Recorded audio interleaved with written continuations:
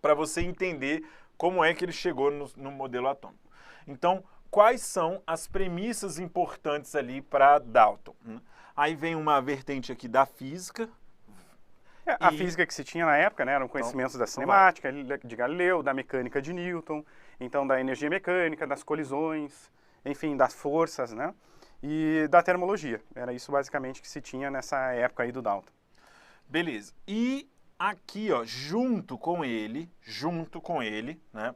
Lembra quando eu falei lá dos experimentos de Lavoisier? Então era nesse tempo aí, tava bombando. Balança tava ali, ó, venda solta, Black Friday com balança, entendeu? Todo mundo fazendo experimento com balança. E Dalton também pegou nisso. O que era? Basicamente, você está utilizando um experimento e desse experimento você consegue tirar dados.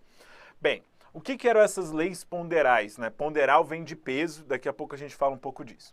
Nas leis ponderais surgiram duas leis muito importantes. A primeira foi a lei de Lavoisier, né, que é a lei da conservação da massa. Beleza? E a outra, a lei de Proust, vou botar pelo nome mesmo, que é a lei das proporções. Bem, a lei da conservação da massa diz que nenhum átomo se perde ou se cria numa transformação. Então vai ter uma reação, esses átomos vão se combinar, mas não vai se perder nada. E também não vai aparecer nada do nada, beleza? E a lei de Proust determina que tem uma proporção mínima para essas proporções serem montadas. Então assim, a fórmula da água é H2O? É H2O. E se for H3O? Vai ser uma outra substância, porque a água é H2O. Se tem H3O, vai ser uma outra substância. Aqui é H2O2, já é outra coisa. Então, as substâncias tinham proporções fixas, né, na sua constituição. Então, olha a sacada. Vamos lá. Dois caras conseguiram provar que os átomos se combinavam, mas não tinha como combinar em metade de um átomo, e numa transformação química não tinha como surgir um pedaço de um átomo ou se perder um pedaço de um átomo.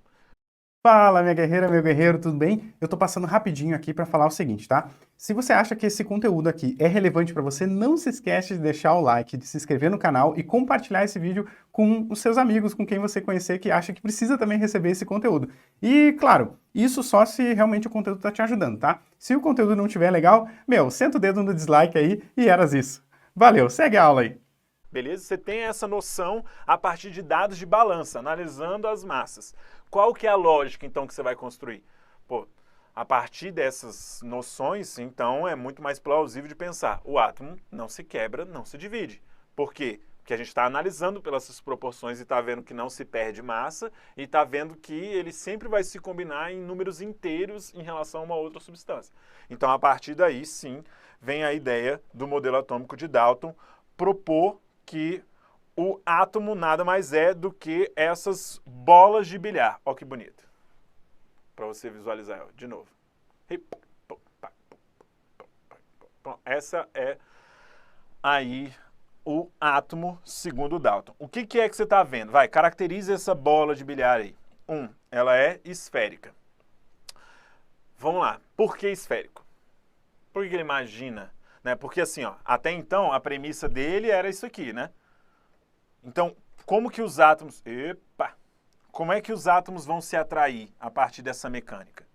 Não tem carga elétrica. Então, o que vai descrever toda essa força é eu posso falar assim, a atração gravitacional? Ou você chama de força? Ou você chama de energia escura gravitacional? O que a literatura da natureza diria sobre essa caracterização? Pode ser força, ou atração, ou interação, é tudo a mesma coisa. Beleza, então ele vai justificar que alguns átomos eles tendem a se aproximar por essas forças gravitacionais. Até então, ele não consegue explicar por que o oxigênio vai se combinar com o hidrogênio na proporção de 1:2.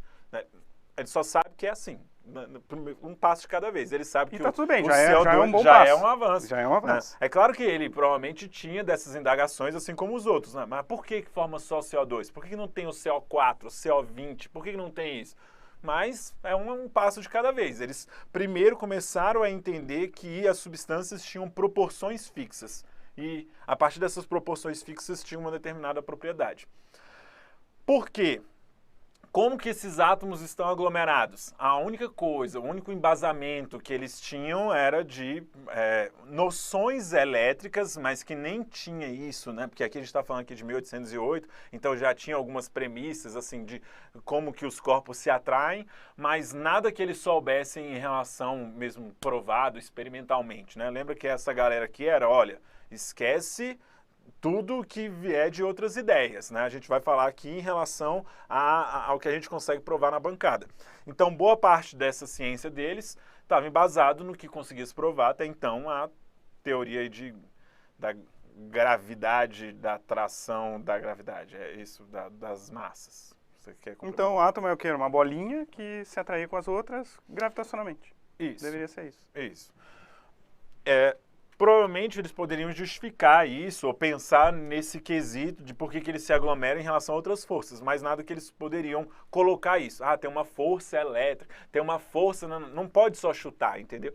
Então, basicamente, eles não escreviam sobre essas forças de atração. Se fosse, iria utilizar só essa teoria da relação das massas mesmo.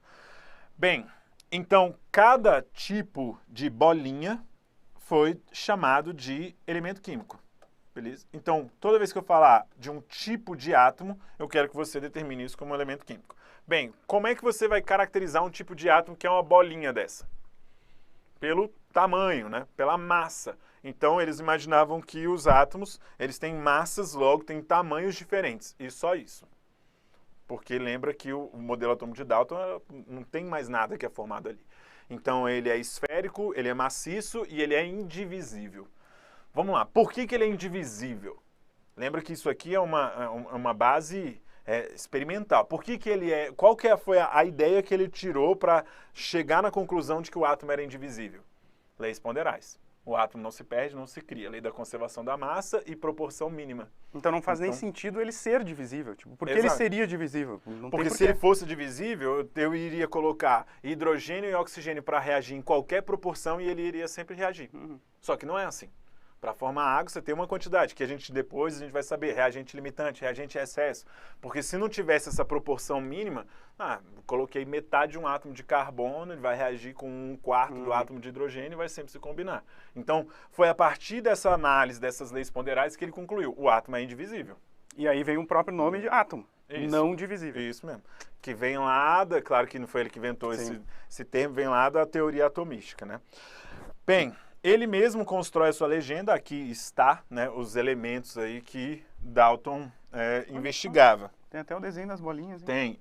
Daqui é que vem as questões de vestibular, de represente a molécula de água. Isso aqui é tudo de uma perspectiva de Dalton, que usava essas bolinhas para representar e explicar como que as coisas se transformavam, né? Então, sei lá, aqui eu tenho 2 moléculas de água e aí... Imagina aqui, ó, como se fosse um brinquedo de criança. Gente, troca essas bolinhas de lugar. Isso é uma reação química. Então eu vou botar essas 2 bolinhas aqui e essas 2 aqui, ó. Pronto, isso é uma reação química. Então, a reação química, no contexto mais simples possível, é um rearranjo dos átomos. Eu vou só trocar. Simples assim, beleza? Toda vez que eu troco, eu estou formando uma nova caracterização, uma nova substância. Eu tenho uma reação química. Mas não novos elementos. Não novos elementos.